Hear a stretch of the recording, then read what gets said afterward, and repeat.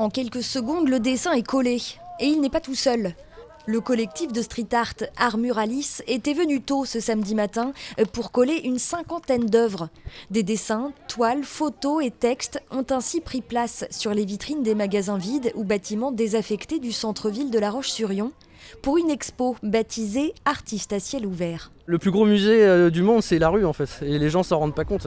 La rue, elle appartient à tout le monde en fait.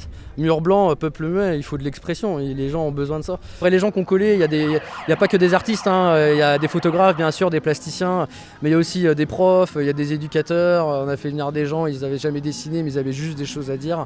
Marie Marjolaine est art-thérapeute.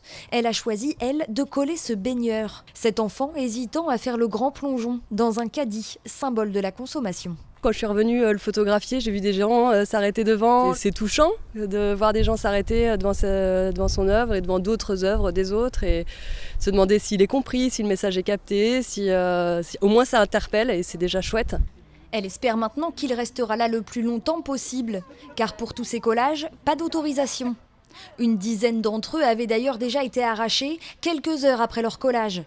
La municipalité explique que le caractère sexuel de certains dessins n'était pas tolérable dans un espace où de nombreuses familles circulent pendant le week-end. Alors on ne pensait pas être arraché aussi vite. Donc super boulot de la part de la ville. Mais on aurait voulu qu'il y ait au moins le week-end pour que les Lyonnais et Lyonnaises, ne serait-ce dimanche, profitent de cette balade artistique. Voilà, en ces temps de Covid où quand on sort, on peut voir un petit peu comme derrière moi, une très belle photographie qui a été ramenée du Japon. On a des peintures. Donc la question effectivement... on fait quoi des plasticiens à La Roche-sur-Yon ? On fait quoi des artistes ? Un an après le début de la pandémie de Covid-19, le constat pour les artistes est simple. Ils ont plus que jamais des choses à dire, mais toujours pas de lieu pour les exprimer.